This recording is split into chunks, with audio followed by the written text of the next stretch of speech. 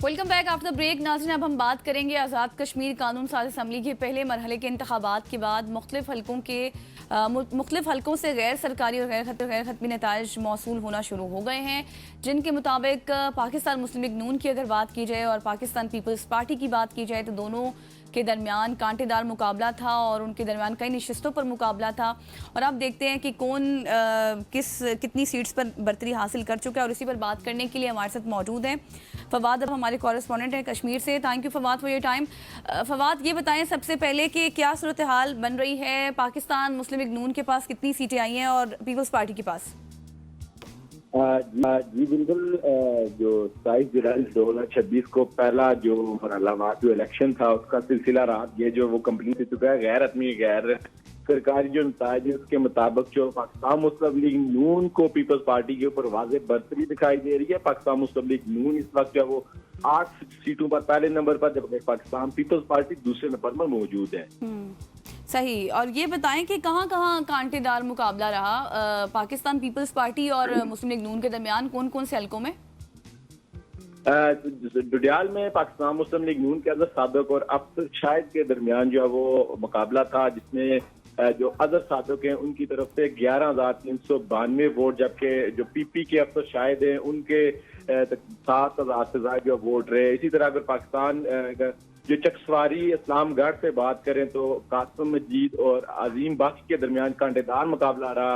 इसी तरह चोई सुल्तान जो यासिर सुल्तान है उनके दरमियान और चोई सईद के दरमियान जो है वो 1 to 1 मुकाबला रहा। जो यासिर सुल्तान है उनने 9,146, जबकि PMLN के जो चौधरी सईद हैं वो 8,986 वोट लिए हैं। इसी तरह अगर बाकी दीगर जो जिले हैं उनकी बात करें तो उस तरह कांटेदार मुकाबला देखने को नहीं आया।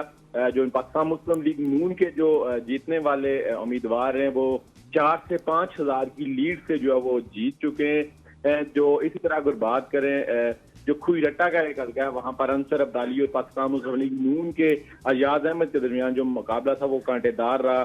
3,000 की लीड से जो है वो जो PMLN है उनके जो उम्मीदवार हैं वो जीत चुके हैं। अच्छा फवाद, आप चूंकि वहां पर कवर करते रहे हैं सारे इलेक्शंस और देखते भी रहे हैं, जो ग्राउंड रियलिटीज हैं हमें उसके हवाले से बताइएगा। टर्न आउट कैसा रहा? क्योंकि मैं एक रिपोर्ट देख रही थी BBC उर्दू की, जिसमें तो ग्राउंड रियलिटीज को देखते हुए ये बात सामने आई है कि टर्न आउट खासा अच्छा नहीं रहा, कम रहा है।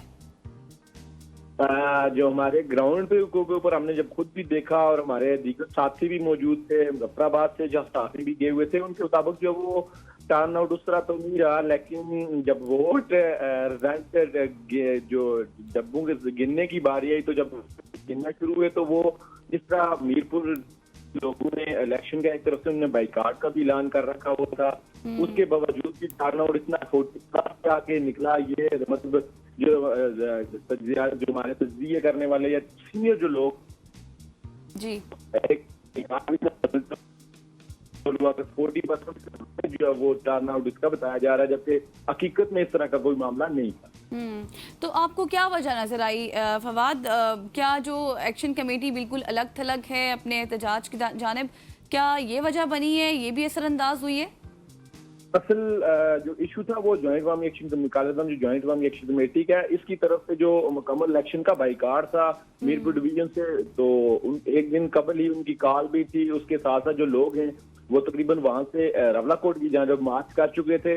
मीरपुर शहर के अंदर जो दीगर जो इजला हैं, इसी तरह उसके डुडियाल हो गया, चकसवारी हो गया, कोटली हो गया, बेम्बर्ग हो गया, खुईरट्टा हो गया, इन इलाकों से लोगों ने जो है वो पहले दिन ही 26 तारीख को मार्च शुरू कर दिया था और रवलाकोट की जाने भी लोग रवाना हुए थे। लेकिन जो वहाँ का टर्न आउट था इसी को लेके लोग जो वो लोगों में एक जो वो मुताशिर थे, उसमें एक ये इलेक्शन बाइकाट का मन था कि हम अपने हकूक के लिए निकले हुए हैं। लेकिन दूसरी तरफ जब टर्न आउट उसका निकला तो रात ये जब पोलिंग का जो काउंटिंग का अमल था उसको देख के लोग मतलब पहले से ज्यादा जो 2021 के इलेक्शन थे उसके बराबर टर्न आउट था।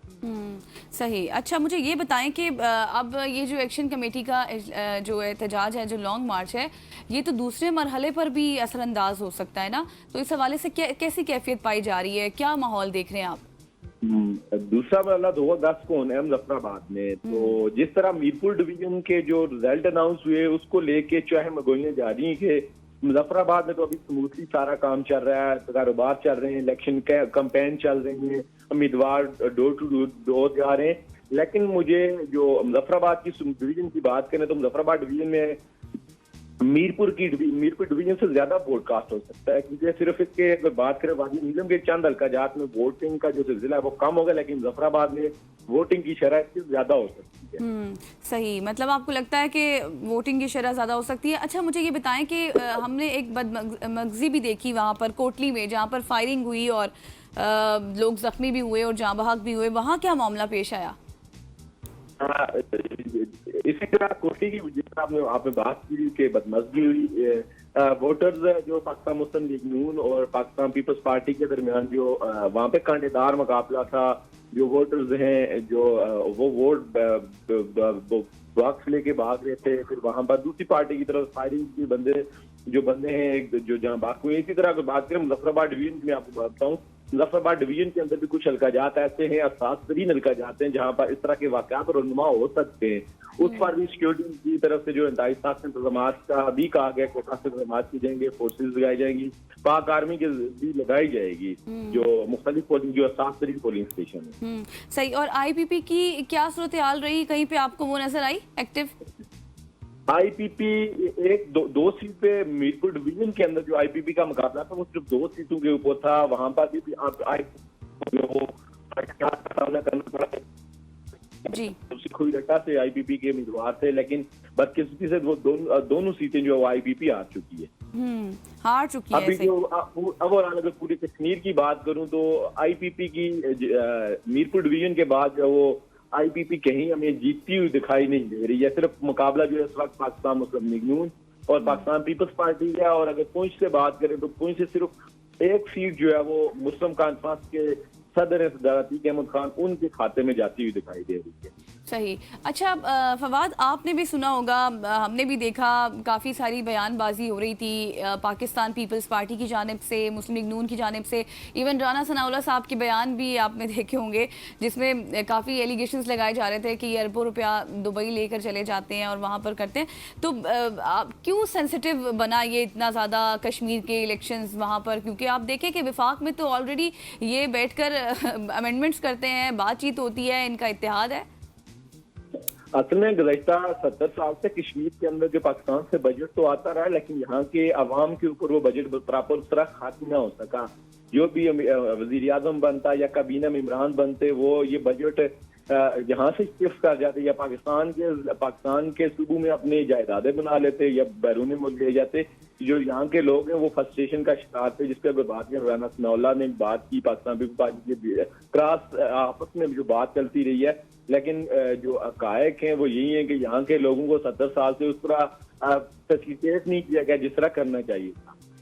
हाँ बिल्कुल, आप सही कह रहे हैं। अच्छा मुझे ये बताएं फवाद कि अब सिक्योरिटी के इंतजाम तो आपको ओवरऑल कैसे नजर आए, और आगे अब जो दूसरा मरहला होना है यहाँ पर फर्स्ट मरहले में क्या क्या लूप होल्स थे, क्या क्या लैकिंग थी, जो कि उस हवाले से बताया जा रहा है कि अब दूसरे मरहले में ऐसा नहीं होगा?